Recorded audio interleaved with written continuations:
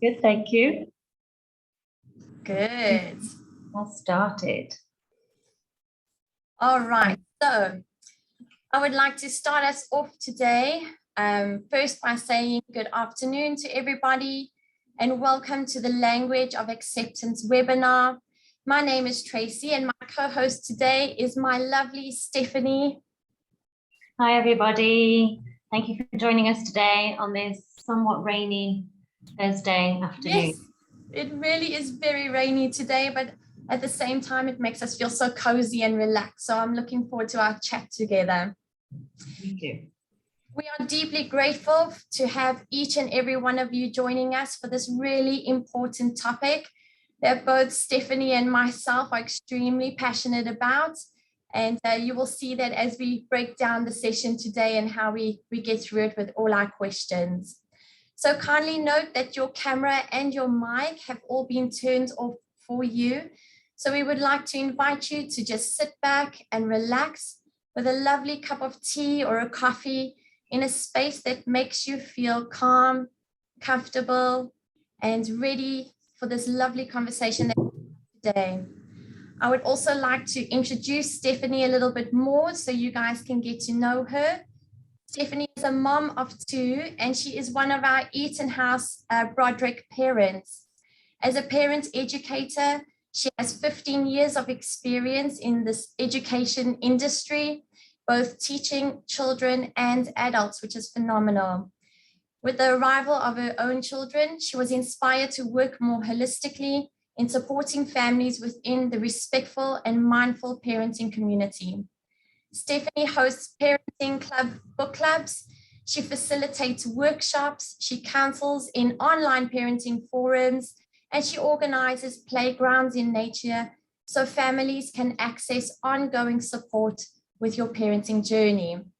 As a parent effective trainer and self-reg with Dr. Shankus, she is a student and is a strong advocate for authenticity in parenting, encouraging parents to reflect on their own experiences while teaching some of the principles to raising children in a peaceful, connected, and respectful way. Absolutely amazing, Steph. I'm so happy to have you here with me today. We are really incredibly lucky to have your time, so thank you. Thank you. We begin. A few housekeeping rules for everyone just to take note of. Please kindly drop any questions that you might have, any current wonderings that might pop into your mind as we are sharing into the chat. You are more than welcome to drop them in. And Stephanie and I will have a look at them after the webinar, and we'll be including this in a follow-up email. So thank you to all of you who have already submitted some amazing questions and really thoughtful connections to the language of acceptance. Taken time to deeply consider all the questions that have been shared by our families joining us today. And Steph and I have looked at patterns across all the questions coming through. So we will be unpacking these questions together across our discussion and our conversation today. And we hope that you enjoy this conversation with us. So that's more than enough for me to get us going. And I'm going to hand over to Steph. Thank you, Tracy, for that wonderful introduction. It's now my turn to share a little bit more about you. So Tracy brings 14 years of experience to her teaching and learning leadership across kindergarten and primary, both in Singapore and South Africa. That's what that little twang is that we can hear. Yes. She joined EtonHouse as a lead teacher and has helped to develop a program for children of teachers and families across the past 6 years. So she's progressively moved through a range of valuable roles from teacher to senior teacher and now currently curriculum coordinator at EtonHouse over on Sentosa. She leads the Mindfulness and Wellbeing Committee, which I would really like to speak to you more about that, at her campus on Sentosa with the Contentment Foundation, and took part in co-writing a wonderful article on respectful parenting, which is helpful on the Eton, with helpful tools, which is available on the EtonHouse website. So with tools that mums and dads can try at home. This has afforded her a deep knowledge of school program, culture and context. So as shared earlier, we've got some discussion topics which we've taken from the questions that were sent to us before the webinar. So without further ado, our first discussion question for you, Tracy, is what are feelings and what are their purpose? Wonderful. Such a big question, isn't it? Yeah, it really is. Important question to get us started. So absolutely, Steph and I really unpacked this together.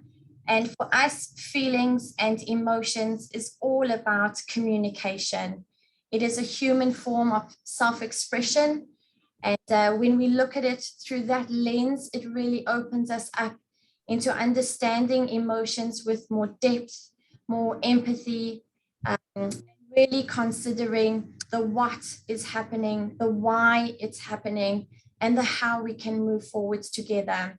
So the what, the why, and the how is something we will unpack progressively through our conversation today. And when we're looking at the what are emotions or what are feelings, emotions help us to really express ourselves in different situations so that we are able to make sense of this complex world that we are living in every day. It helps us make sense of who we are as people when we encounter different moments, both positive and challenging moments that happen with people, with environments, with spaces. So emotions are really important to our sense of identity. It tells us who we are, what we have to offer, what we bring to the table. And it really informs children as they get older of who they will become, you know, by these choices that they are making throughout these challenging moments and throughout these moments that really test and experiment with different situations and feelings. So emotions are extremely important for all of us, both children and for adults. When I started, I shared that emotions are a human connection. This is something that just normalizes it for all of us. Whatever children are going through, we go through as well. So the purpose is that there is no difference between an adult and a child emotion, except that as adults, we are really skilled in terms of activating that tool belt that we have with strategies. We can initiate those strategies in different situations very quickly or calmly, or we know what is socially appropriate. For children, they are still unpacking this, they are still figuring it out. So it's about us really having compassion for this process and building this time in to help them work through these emotions together. They are essential to building our resilience. It builds our sense of grit, and it gives us a positive sense of awareness, our self-esteem, which also informs the way that we interact with others. We gauge different people's emotions, we feel different vibes from one another. And so that really informs our thinking without saying anything, just by gestures and by body languages, we are able to pick up emotions very quickly. And children are masters at picking up these different vibes and feelings. So when children have, or when they do display emotions, we have a very important role as an adult because children are constantly analyzing us. They're imitating us. They are figuring out how we respond to certain situations, and they're gauging the cause and effect. They're testing these experiences for themselves, with their peers, with teachers, with other adults that they know, and they are forming themselves with an opinion of what is working, what is effective, and how they feel along this journey. So it is really important for us to acknowledge that emotions are little clues that really tell us the why we might be seeing behaviors popping up in a certain way. They are clues that inform what we could do next as an approach together, and how we are going to acknowledge these emotions, no matter how they are being displayed, whether it's through verbal expression, through sounds, you know, a screeching sound or a gruff sound, or through their body language and how they might display it physically. Most importantly, no matter who we are, whether we are children or adults, when we have big emotions, we always need to feel safe. We need to feel that we are understood, even if it is still complicated. And we need to feel loved and accepted. And this is really important for Steph and I. We go back and forth on this with parents, because even in the moment it can be quite challenging. But by ensuring that we provide these moments of safety, security, understanding, and that love that is there no matter what the emotion is, it gives them that opportunity to really feel accepted. Yeah, can I just add to something there, Tracy? Yeah, lovely. I think everything you've said till now is just pointing out that we should try not to be, I don't like to use the word should, but try not to be scared of our children's emotions. That they're just fluid and they're just passing through them. And they're not going to be angry forever or frustrated forever. It'll pass. So that to see it as a message, which is exactly what you're saying. So those emotions will always be there. They're healthy. They're part of human interaction, but not to be scared of them and just use them as a message, as you quite rightly said. Yeah, absolutely. It's those messages that we keep looking out for. Those little triggers that get us to really understand those clues a little bit more deeply, or understand our child a little bit more deeply, what works for them, what maybe might have caused the situation. So how do we acknowledge these challenging behaviors when it is your child's way of communicating and expressing themselves is something that we will get into as we have this discussion together. But I would definitely like to start off with, it is the way that we choose to respond to these situations, the way we respond to these emotions, these feelings that we are noticing. And we rather choose to respond rather than react to certain situations, because reacting is from an emotional standing point. When we respond, we have taken time to really think about what we are choosing to say. So if we are thinking about what we are choosing to say in a moment that might be challenging, while your child is having a particular emotion or you are feeling a particular emotion, it's important for us to acknowledge our language. So we're going to bring up a little quote from Brooke Hampton. It's a gorgeous quote about how we acknowledge when we are speaking to children as if they are the wisest, the kindest, and the most beautiful and magical human beings on earth. Because what they believe is what they will become. And that's where this role modeling comes from. How we speak to them, what we say, the words that we choose to use, all informs their thinking and their sense of identity of who they feel they are. So we are giving ourselves, or our words, a lot of power in these situations. And we really need to take time to consider what we are saying, how we say it, the tone that we use. Are we using a calm tone, or are we reacting with a quick, sharp response?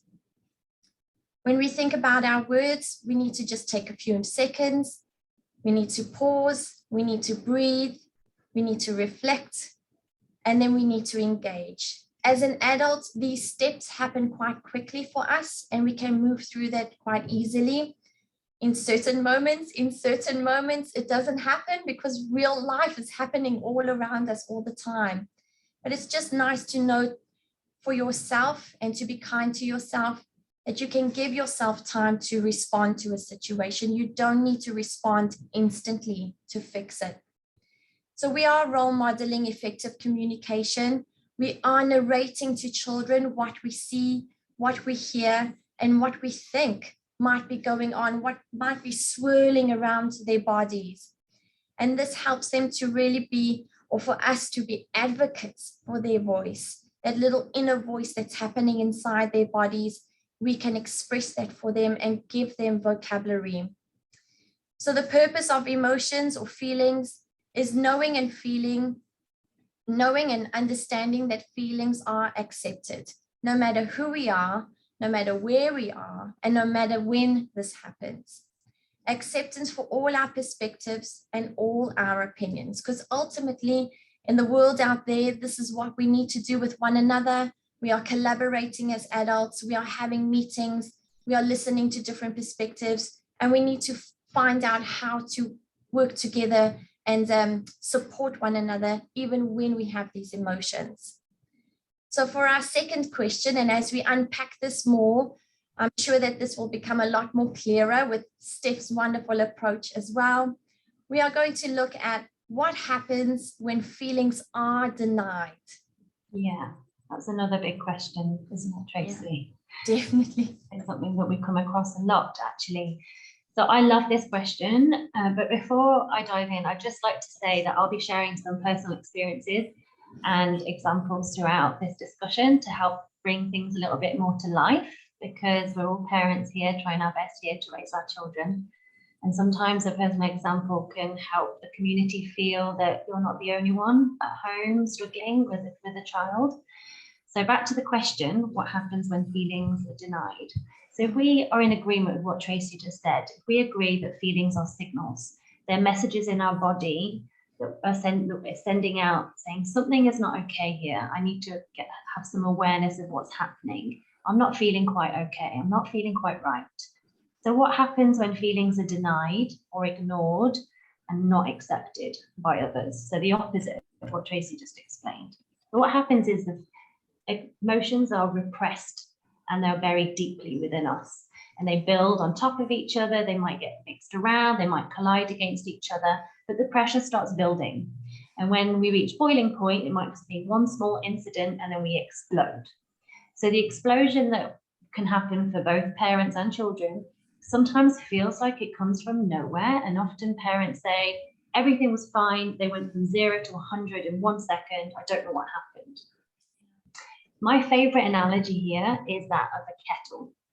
So imagine your child as the kettle, and every time a feeling comes up and is denied, it goes into the kettle. So for instance, you got poor feedback from your friend about your recent haircut, disappointment goes into the kettle. You saw a scary witch on the front of the book cover in the library, fear goes into the kettle. Your granny is in hospital really sick and you're feeling quite worried and anxious, into the kettle. And over time, the kettle gets fuller and hotter and the emotions collide, making them all worse. They get all mixed up and it's almost full. And then the moment at breakfast where you tell your child that there's no more peanut butter for their toast, that's it. They explode. Boom, explosion. And that last bit of disappointment was what caused them to overflow and just all the emotions to come spilling out. The thing is that we fear the pain of these emotions. Our children do. Watching them, feeling them, it's very painful to watch sometimes. And as the person experiencing it, we often get angry at ourselves for having them. Why do I feel so horrible? The more we repress them, the more we resist them, and the more pain we feel. And it can actually have bad effects for our long-term well-being with chronic pain and with chronic illnesses, where if we are not releasing the emotions, we can have symptoms later on. So we need to be able to recognize and modulate our emotions. So when you watch your firstborn bop their baby sibling on the nose and it came out of nowhere and seemingly unprovoked by this baby that's just goo goo gargling on the floor, remember that all behavior is communication. Tracy said it, I'm going to say it again, and we'll probably repeat it. All behavior that your child is presenting is a type of behavior, is a type of communication, sorry. And instead of judging them in that moment for being a big bully, as Tracy mentioned, let's be curious, let's understand what is happening and why is it happening right now. Yeah. So let me give you a real life example of a kettle explosion for my daughter, who just recently turned 6. And back in August, she was 5 and she just joined EtonHouse. And the first 10 days of school, she had the following things going into a kettle: not knowing who the bus driver was or the kids on her bus. So social stressor in the kettle. Arriving at school, not knowing where to put her books, not understanding the teacher's expectations, cognitive stressor in the bucket. Not knowing what the food was going to be like, or if she's going to get a snack, or where to go to the toilet. All of these things were hugely stressful for her. So what happened when she got home? Her kettle, the steam just came pouring out, and it was just one thing after another, and it released a little bit, which helped to go to sleep that night, but then it would start again the next day until things settled. So that's a very normal response. There's a lot of things going on in her brain and her body during that period, and different kids react differently. So on the plus side of having an explosion, if we can see the positives, is that following the storm of an emotional explosion often comes the calm. Yes. So those feelings are released just enough to reduce the pressure. But if more feelings are denied in the future, it can just continue the pattern of behavior. So the only real way for the uncomfortable feelings to go away is for them to be heard, to be brought out into the light of day, and to be talked about.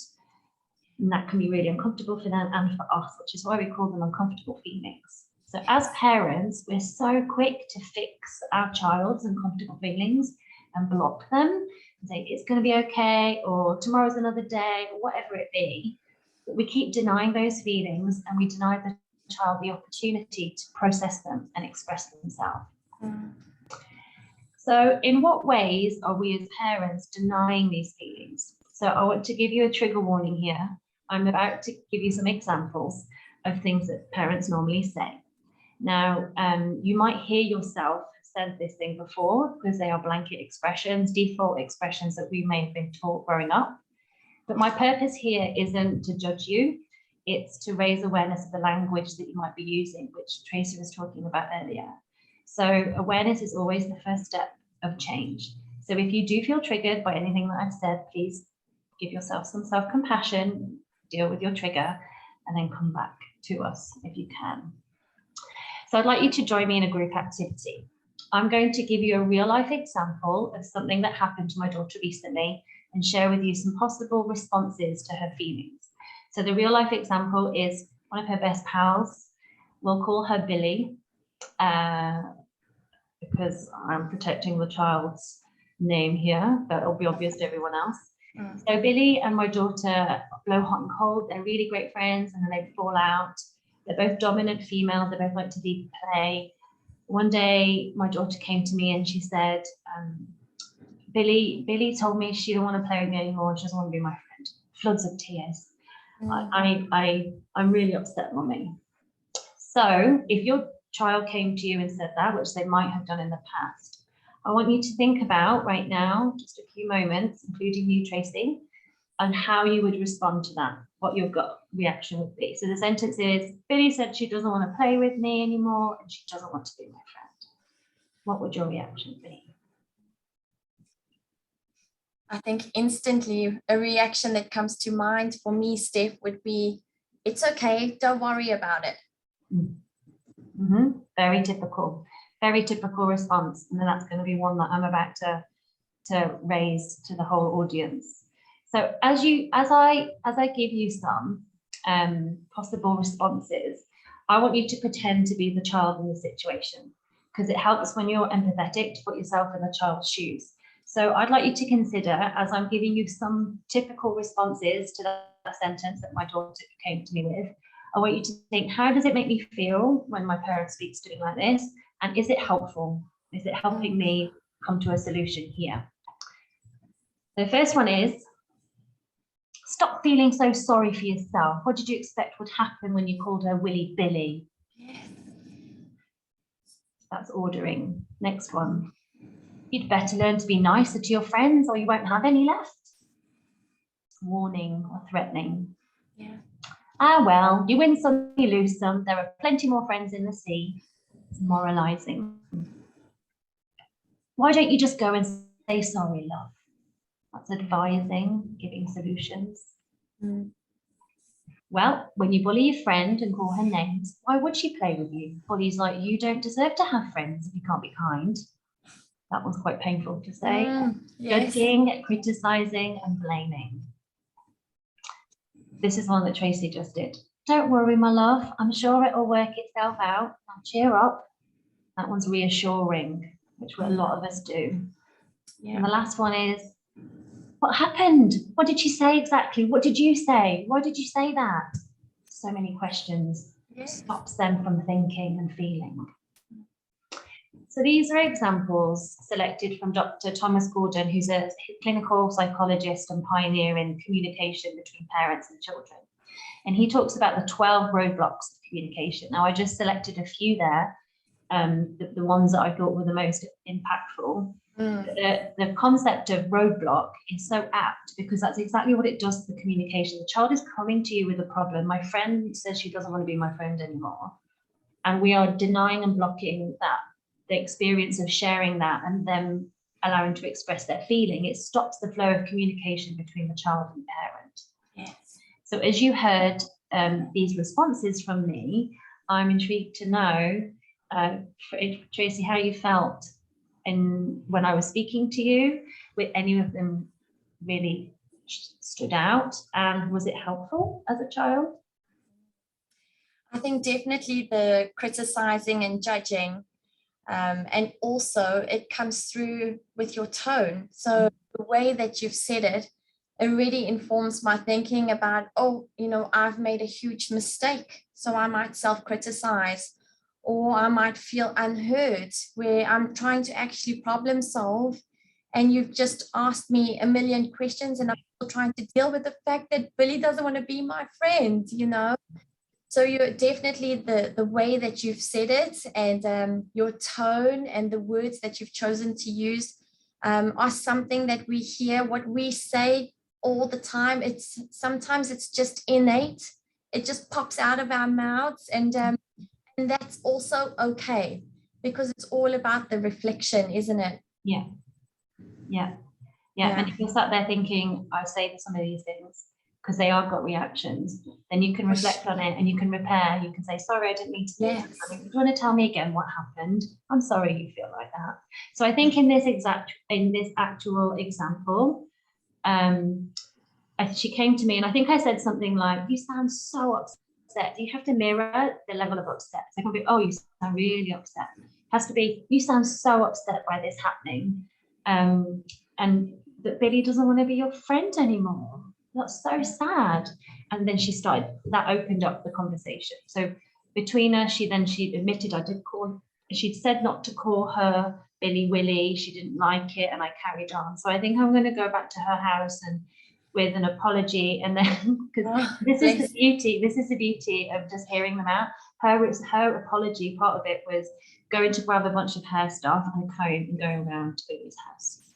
Yes. I would never have come up with that. I would have just said, go say sorry and write her a note to say sorry. But she had this whole thing, because they have a connection with hair, that was how she wanted to apologize to her friend. Oh, so isn't that lovely? Authentic. Yeah. That was a win on that day in our house. And that's her even just acknowledging her friend and knowing her friend and her identity and how she can rebuild that rupture. Yes, absolutely. So many strategies that she went through there. Yeah, so just to summarize my topic of what happens when feelings are denied. So you have been reflecting hopefully on how you felt when your feelings were blocked and denied. I want to share that when I'm upset and hurt, the last thing I want is someone to give me advice, someone to give me judgment, someone to blame or preach to me, because it only makes me feel worse. It just adds to my stress. What helps me feel better, and children are exactly the same, is a listening ear, so that we can express ourselves. And then during that expression, you can often come up with a solution if you have a problem. So as I said, my daughter came up with a solution on her.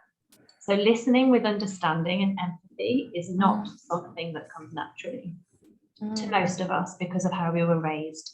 And often our feelings might have been denied. So to become fluent, it really takes practice. And Tracy and I will be looking at this in more tips and tricks at the end of the discussion. So don't lose hope. Absolutely. That is such a lovely way to tie in with the power of our language, the importance of our words, but going through, the different ways that we can block children's emotions. While you are thinking about those, you are pausing, you are taking time to reflect on your response, and that will give you more of an authentic connection with your child. So that's fabulous, Steph. And I'm wondering, now that we know what feelings are, the purpose of feelings, and how they can be denied or blocked, why is it that listening and empathy help to calm us? Why is it that listening and empathy help to calm us enough to see things more clearly? What actually happens in the brain? And I know this is something that you are really passionate about. So what happens to the brain when these big emotions really do take over our whole body? So much happens in the brain. And the reason I feel so passionate about this is because when I first learned what happens in the brain of a human when we feel overwhelmed, it totally helped me reframe my child's behaviour, because I looked at them in a totally different way. So that's why I feel it's so important for parents to know. And if you can just reframe your child's behaviour just a little bit, it will help, as you say, respond instead of just react in the moment. So let me give you an example of a very recent learning that my husband had on Sunday night when my son was having a tantrum before bed. He said to me, I was in there and he just was screaming at me, and I just said, well, if you carry on, I'm going to take away that Lego hotel that you got for Easter, and there'll be no Easter chocolates for the whole week. And he said, as I said it, he just got more mad and more upset and more screaming. And he said, I don't normally threaten. I said nothing. I don't normally threaten. I was thinking, no, you don't. It just doesn't work, because I don't think in that moment he could actually stop himself. And I went, yeah, so you just had an aha moment. So let me explain why in that moment our children can't stop themselves. So I'm going to be using Dr. Dan Siegel's talk about flipping the lid, which is how he describes what happens in that moment when we totally lose control. So Dan Siegel is a clinical professor of psychiatry, and his teachings help parents understand the complexities of the brain in a really simple way, and it helps us how we view our children. So I'd like to share with you an image, a really simplified image of the brain. I'm not a neuroscientist or a psychiatrist, but this is why I like this really simple example of the brain. So what he says, and he uses this, I don't know if you can see me and the slide at the same time, but he describes the upstairs and the downstairs part of the brain. Yeah. So the upstairs part of the brain is responsible for your reasoning, logic, regulation, and your downstairs part is responsible for feelings. So the upstairs helps to regulate the downstairs in normal circumstance, so that it would always be linked together. However, if I could go back to, people can see me, you can see me, great. Yes, I think they can, Steph. Great. So if I show you with my hand how Dr. Dan Siegel explains it. So when you start to feel irritated and frustrated, our downstairs brain, this bit here, starts to fire at the upstairs brain and unsettles it. And once it's had too much, like the kettle, it flips. And in a matter of seconds, you go from being totally reasonable to losing control. And I think we can all be familiar with that. So your brain feels like it's handling an emergency. That's really important. The downstairs brain has three options: fight, flight, or freeze. And this is a really, really beautiful survival instinct from back in the day, where if there was a real emergency like a fire, we'd have no time to think about it, we just run. But a child breaking their biscuit in two when they wanted to eat a whole biscuit, or being the last one to get to the slide, is not an emergency, but that's how our brains interpret it. Yeah. So our brains are telling our children that this is an emergency, and this is called emotional flooding. So the feeling part of the brain, the limbic system, has taken over. And once your lid has flipped, or your child's lid has flipped, the downstairs brain takes over, and these are all the things that your child can't do in that moment. So this is also for children having a meltdown, but also could be that they feel so overwhelmed by something. They might not be kicking and screaming, it's still the same. So they can't hear the words that you're saying because their body's response has taken over. They can't apply logic. So if you try to explain to them why hitting their brother is not okay, they can't process that logic right there. They can't understand any threats of punishment, which is why my husband giving a threat of punishment in that moment wasn't working. So if you say to them, if you continue to scream, you'll lose the iPad for a week, they have no executive functioning. The upstairs brain cannot apply reasoning. They can't stop themselves. The downstairs brain has taken over, and it won't stop until it feels safe and has calmed down. So by telling them to calm down and to stop, this behavior won't work. It's a survival response, not a choice. They're not making a choice in this moment. They're too overwhelmed. So this doesn't make them bad or naughty. They just have no self-control in that moment. Now, my favorite quote from Dr. Stuart Shanker, who I'm currently studying, he's a pioneer in self-regulation and understanding the impacts of stress on children.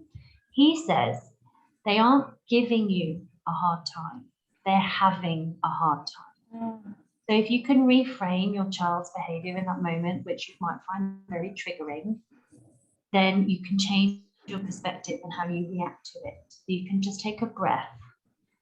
So at this point, I often hear parents, I can see the chat going crazy. Yes.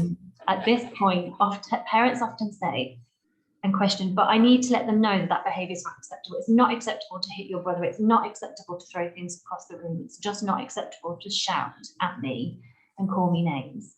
And yes, it absolutely is important to teach them the difference between appropriate and inappropriate behaviour. But right then in that moment, there's no point because their brain can't handle it. Yeah. So the first thing you must do is to connect with your child before you can correct any behaviour. The correction can come later on when everyone's calm. It can come the next day or a moment of calmness between you before bedtime. So the first step always has to be to help calm them and regulate them. But just forget the actual behaviour and you can come back to that. Yeah. Children need an adult to do this with them.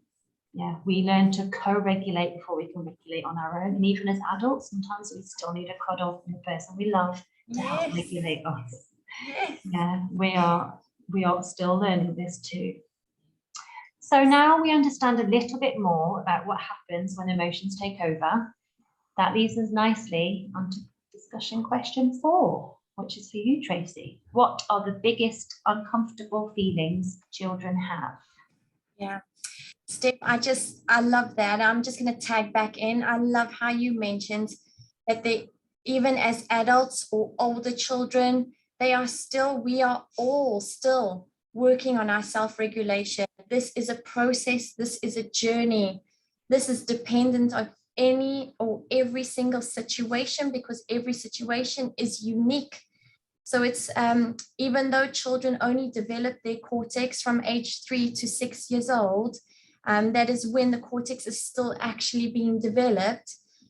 Even past that age group and even as we go into adults, it is important for all of us just to acknowledge that we still need help sometimes and we still need to make decisions that will help get us through those big emotions. So definitely the most uncomfortable feelings are anger, fear, frustration, disappointment, irritation, shame, and jealousy is another one. So as we mentioned, it is important to acknowledge emotions because all emotions are a way for us to express ourselves, even when it is these uncomfortable emotions. They are even more important to work through and unpack together. So anger, fear, frustration, disappointment, shame, embarrassment is another one. Jealousy and envy are uncomfortable feelings that also need to be accepted. We don't want to have a situation where children or ourselves as adults are displaying anger or frustration and we put a block on it because it just goes back into the kettle as Stephanie was sharing, and that will all come up later again into a bigger explosion. So we need to accept these emotions. We need to acknowledge them for what they are, understand these emotions and why these emotions are currently swirling in our bodies, both for children and for adults. These are very normal emotions. There's nothing wrong with them. There's nothing different about it. They are us having a feeling towards something that we need to express. So after years of practice as adults, we are able to acknowledge them and find ways to self-regulate. We also go through a process of what we can do. For example, we're in the taxi and we're late for an appointment and the taxi driver takes the wrong route. You know, there's many ways that we can respond. There's many ways that we can use our words, our tone, and all of that will impact our next decisions that we choose to make. If it comes out as something more negative or something that we are not happy with, it's great to reflect on those emotions and go, right, that was a hard moment for me. I really let myself out and I let those emotions out, but I wonder what I can do next time. So as a child who has only been alive for 18 months or 48 months is a very short amount of time for us to put really high expectations on their response, on their choice, on their decisions, on their reactions.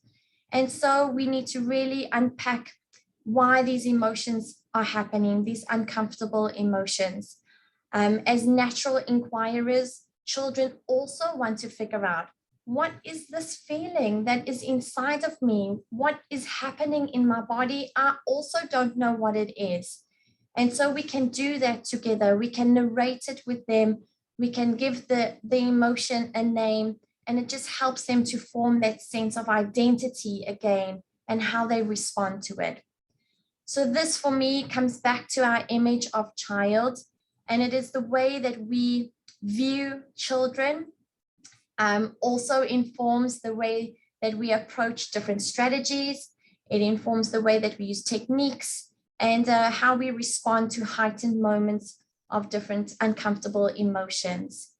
So our image of child is, if we see children as vulnerable, we might choose to block certain emotions that might come up because we want to solve it for them. We want to, help them with the problem. We want to either dismiss it and move on because time is running out, we're on to the next thing. Whereas if we see children as capable and confident communicators and go through the process of acknowledging these emotions, noticing these triggers, those clues that we are looking for, we are then able to recall these strategies together with our children and implement them with greater independence. So we're giving them that tool. We're giving them those strategies because we are talking through those moments with them. And ultimately, we want this lovely belt around their waist, where they have little strategies that they can pull out and test and try for different situations, test and try with different people, because everyone responds differently to different reactions or responses that we have. So it comes back to those interactions. How do we communicate? How do we interact? But how do we do this where children take an active approach in their own learning, where they have a sense of agency and they feel empowered by the decisions that they are making, the choices that they are making? Just as your daughter, Steph, when she decided, I am going to make this up to my friend, I do feel really bad. And the way I'm going to do that is through something that I know will connect us back together. And that was through, working with their hair. So it really is coming back to empowering our children. This can sometimes come into conflict for us as adults because we feel those emotions, as Stephanie was saying. We empathize with them. We want to solve the emotion together with them. And we can also become quite frustrated by emotions that are coming out. So we might want to give in to their wants or their desires. I want sweets. I want sweets. That is a desire that wouldn't necessarily be what they need in the moment. So it might come out as I want sweets, or I want to stamp my feet on the floor, but that is not necessarily what they actually need inside. Maybe inside they need a cuddle. Maybe inside they just need some space. Maybe inside they just need to work in a calming space with their cuddle friend or their Play-Doh or toys that help them to calm down and to just release those emotions. So it's a point just to note is that we might want to give in to those desires, but that might not necessarily be what children need at that time. So, I feel like that's a whole different workshop on yes. webinar on boundaries and boundary setting. Yes, we can do it. What happens when your kid doesn't like a boundary you set? You said no sweets and they have a huge meltdown. That's a whole different workshop. For sure. Or in a restaurant when you just like, okay, I'm going to give you the sweets so we can move on with our lives. Yeah. So what we can do is we can just narrate what we see. I can see by the way that you are stamping your feet on the ground that you might be feeling angry, that you might be feeling frustrated with mummy because mummy doesn't want to give you that sweet at the moment, just because we are talking about sweets. I'm going to use that as an example. So we narrate what we see. We narrate what we are hearing. I can hear by your loud voice or that screeching sound that you made that you are feeling uncomfortable. What do you need me to do right now? What can I help you with right now? What do you think might be a good solution for us to do together? And of course, with different ages, you would complicate your language with your child, and you would give them those tools and strategies and choices that is suitable for their age. So we aim to build a strong sense of identity, a strong sense of self in our children. But while we are doing that, we need to demonstrate this ourselves, because this is very easy to say. It's very easy to talk about, and it is really challenging to do and to implement all the time. So it comes back to what Steph said about being kind to yourself and just knowing in those moments that you are doing the best that you can do in that moment. Your child is doing and showing the best that they can do in that uncomfortable moment, and it is okay. We will reflect on it later together. We will come up with a plan, and we will build those strategies into our tool belts when we are both ready. So we need to express these emotions and our needs effectively with children. We need to be honest with them, and we need to try and do it as calmly as possible, because we are able to self-regulate our emotions easier than children. We need to role model these positive forms of communication and acknowledge the negative forms in our next steps of planning.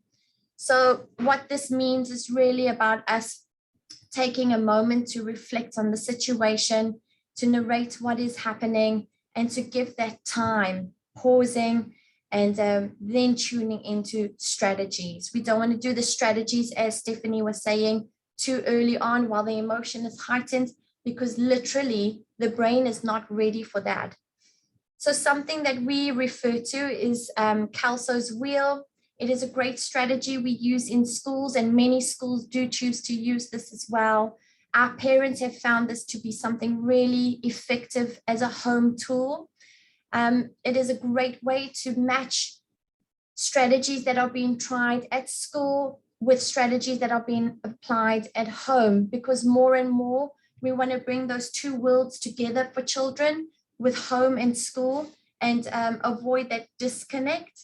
And that comes from communication and sharing between your class teachers, what is happening there, and what you are trying and trialing out with your hubby at home together as a family. What works, what doesn't work, when does it work, why did it work in that particular situation, but that same strategy doesn't work in a different situation.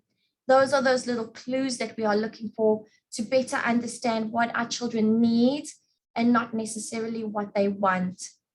So when uncomfortable feelings are heightened, we might give them, as I shared earlier, some space. Do you need some space right now? Obviously, for an 18-month-old, they are not able to go, yes, I need space, but maybe you might narrate it for them. Do you want to come and play with your dolls and have a little bit of a relax? Mommy can see by your body you are feeling really angry now, and that's okay. When you are ready, then we can sit together. Do you want mommy to give you a cuddle? Do you want to breathe with mommy? We can breathe in, we can breathe out. So these tools and strategies are effective, but they need to match your child, their personality, your personality, and most importantly, their age as well. Sometimes even just going for a walk. You know, would you like to go for a little walk outside, or head out onto the balcony, have a look out at the view? What do you notice? What do you see? Just to get those emotions released, get the mind back activated into the cortex, and then we revisit how we reacted, how we responded, and what's our plan for next time. As Steph describes, heightened emotions means we are only activating that limbic system in the brain, and it is only when we are calm that we can then recapture the cortex. So a tool like Kelso's Choice offers positive decision-making strategies. You can see around the circle here, there's a couple of options for children, for parents, for teachers to try and implement together. And so we work on these strategies and building them to be effective for us as an individual. Something else that we use that is really helpful are the zones of regulation by Leah Cupers. The zones of regulation are great in terms of a visual connection to uncomfortable emotions. They are a great tool for adults and for children. I'm currently feeling that I'm in the red zone right now. Mommy feels really frustrated. I think I'm in the red zone. That means mommy needs to go and have a sip of tea. And when mommy is ready, then we are going to talk about what has happened. I want to get down to our blue zone, or I want to get back down to our green zone before we have a conversation together. Some of our younger children, our nursery twos, are able to describe their emotions by these colors. Oh, you know, Miss Tracy, I think I'm really feeling a bit blue, you know, today. I'm feeling a bit sad. I feel a bit disappointed. I upset my friend. I'm not quite sure how to make this feeling go away so I can get back into a green zone. So this is very effective for many ages. It is a great vocabulary tool, and to build on that bank of emotional vocabulary and expanding on the happy, sad, angry, and mad, because those are not only uncomfortable emotions that we have. We can be irritated, we can be frustrated. So these are some lovely tools that we wanted to share with you today. Something for you to explore with your family to see if it works for you. And ultimately, mom and dad, you must decide if this is something that works for your family, for your unit, if it's something that works for your child specifically. And then you can connect with your class teachers and see how you can weave it in together if you do find useful tools like this. So we need to be kind to ourselves, acknowledge these moments of challenge that we can turn into successful changes together with our child, and be really brave to express uncomfortable emotions with your child. Be comfortable to share how you are feeling, because it just normalizes emotions. It becomes something more transparent and open, and they are able to really feel that this emotion or this feeling is accepted, no matter how bad it might look or feel or sound. So as a final question gathered from all your amazing sharings before this webinar, we'll be looking at how we support children with these feelings. So those tips and those strategies and those techniques. We are going to launch a Mentee for you. So if you want to click onto the chat, you will see that there's a Mentee coming up on your screen right now. There is a code at the top, 73031386. You can add that in. And what we are looking for is for you guys to be a bit more interactive with us and to share what current strategies are you trying at home at the moment, whether they work or they don't work. It could be a word, it could be a short sentence, it could be a phrase, but it will be a really great way for us to see what's happening in different homes, to be vulnerable with one another, to be open. We are all in the same situation. We all want to improve this language of acceptance. Oh, wonderful. We have some things coming in. Coloring. Nice to see what other people use that work. So just put stuff up that has worked for you, even if it's only worked once. It's something that has worked to help calm your child. Someone on the chat asked, how do we help calm and regulate our child? These are all exactly things that can help and bring them to the balcony. Yeah. Yes. To see some nature.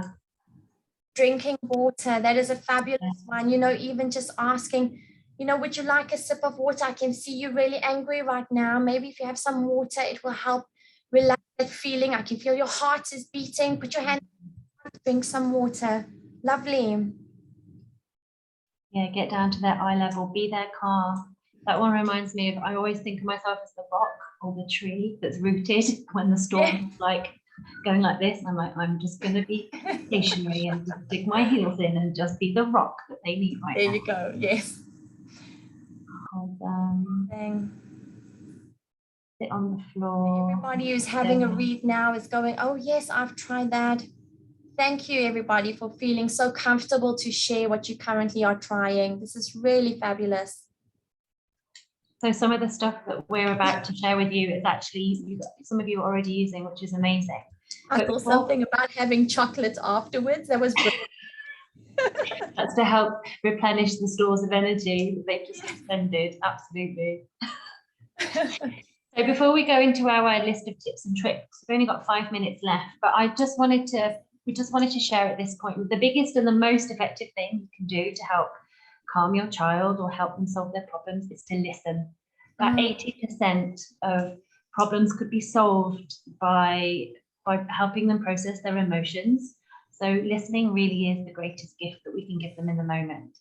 And the most talked about form of listening from Thomas Gordon, which is the psychologist that uses the 12 roadblocks of communication, he calls it active listening, which is all about decoding the feelings that your child is trying to say. So they might just use their body language to show you that something's not okay, but you're trying to decode the feeling with them so that they can release it somehow. Yes. So Tracy, do you think we should show the clip? We've only got 2 minutes. Or should we skip? What we can do is we can ask Eunice behind the scenes, who's working really hard for us, a clip in the chat, and we can invite moms and dads to have a look. Yeah, in their own time. Yeah, how do you feel, Steph? It's a 2-minute clip. Honor everybody's time.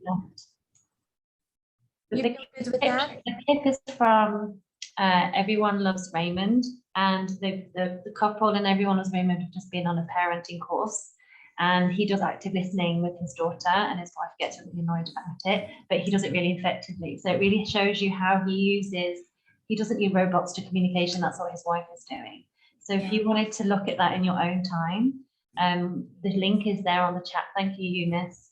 Yes. Or we can send it out at a later point. But it's just a really beautiful and funny example of how active listening could be used.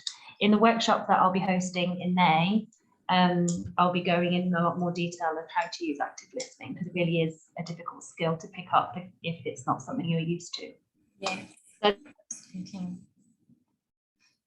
I think we're going to spend the last few minutes just going through some tips and tricks, which I think parents really want to hear about how to actually calm your child and help them release their emotions.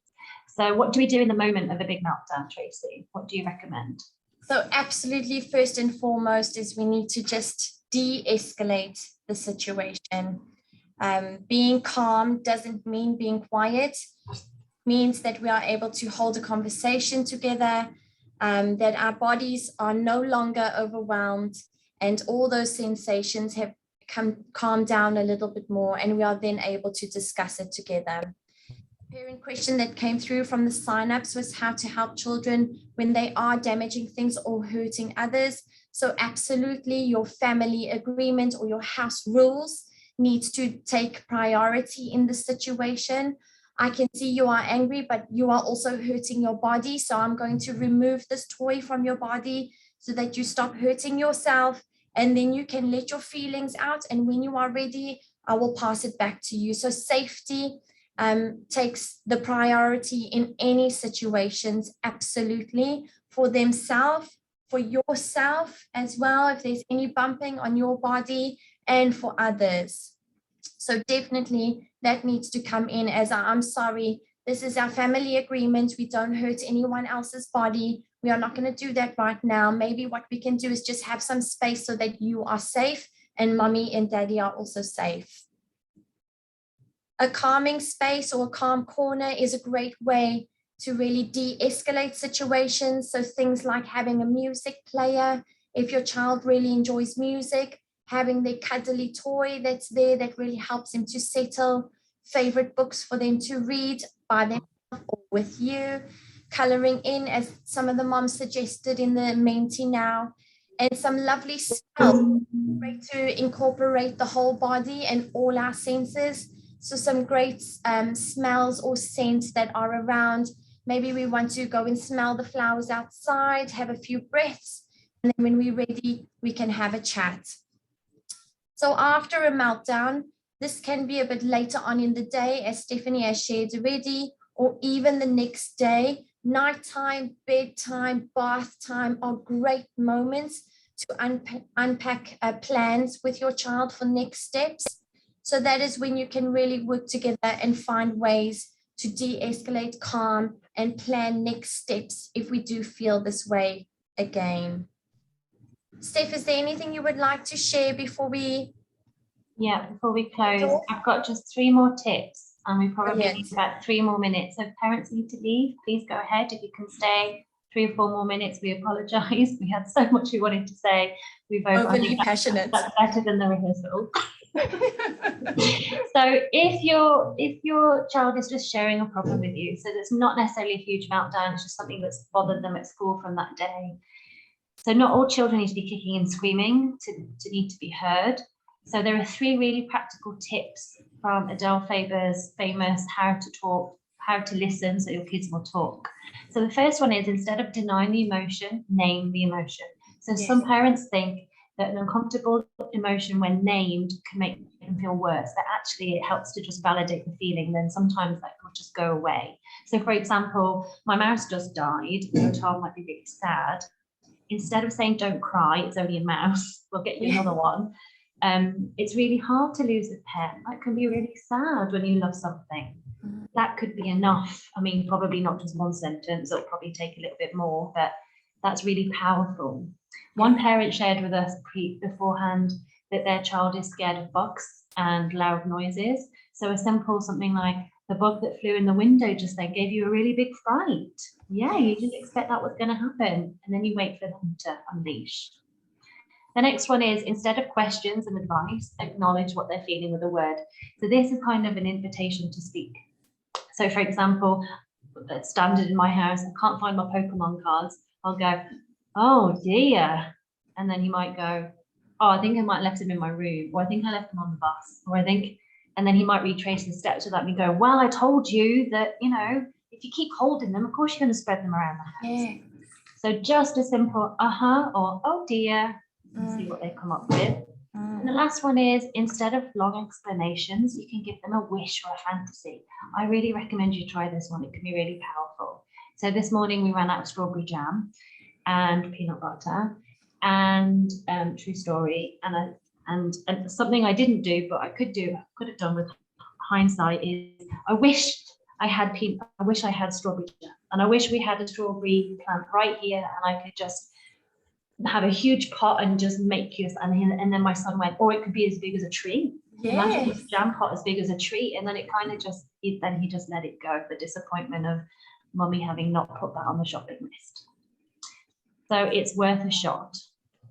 And that sums up our last question, our last discussion question. So Tracy, I'll just do the close.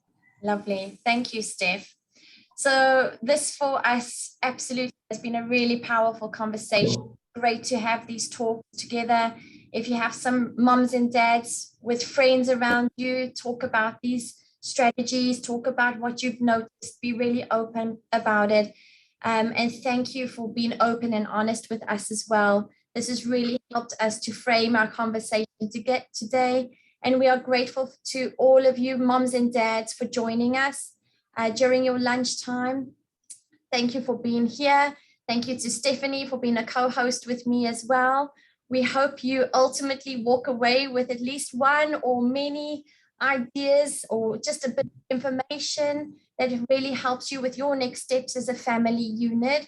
So if you feel or if you think that we have shared some valuable tips and you would like to get into some group discussions or role play activities in a workshop, as Stephanie mentioned, she is holding a workshop soon.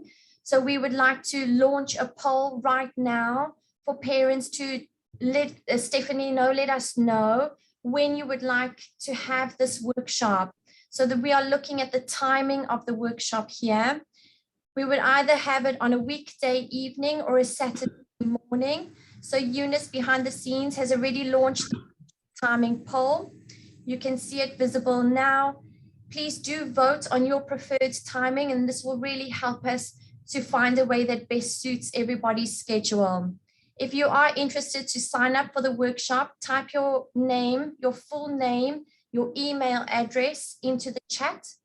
There are unfortunately limited seats available, and Stephanie's workshops are just really fantastic and engaging. It's in person now, which is phenomenal that we can do this again. So please do submit your interest, and we will be in touch with you for some confirmation once it's gone through.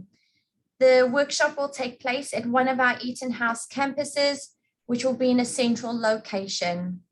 So I'm afraid that this is all the time we have today, and it's sped right through. I didn't even feel that hour go by, Steph. I'm not sure if you feel the same way. It was really amazing. It flew by. Yes. Thank you so much everyone for joining us. Absolutely. Really and thank you for sharing all your questions in the chat. That's just kept us going. We've been keeping tabs on what you are sharing here. We try to incorporate as many questions as possible into the sharing today, but we will still go through and have a look at any other questions that have not been covered, and we will do this in a follow-up email after the session. So very exciting news. In addition to the workshop, we do have another webinar coming up on the 17th of May. It is a Tuesday, and the topic is about sibling squabbles, which I'm sure will really capture many families. Remember to sign up if you would like to hear some strategies for problem solving with sibling conflict in a peaceful and mindful way. We also have loads of information on our parenting section on our website. The website is called parenting.etonhouse.edu.sg. So you can access all our ebooks, our guides, podcasts, and any articles regarding parenting directly from that website. So thank you again to everybody. Take care, be safe, and happy mindful parenting. Bye. Thanks, Tracy. Cheers, everyone. Thank you. Bye. Thanks, Steph.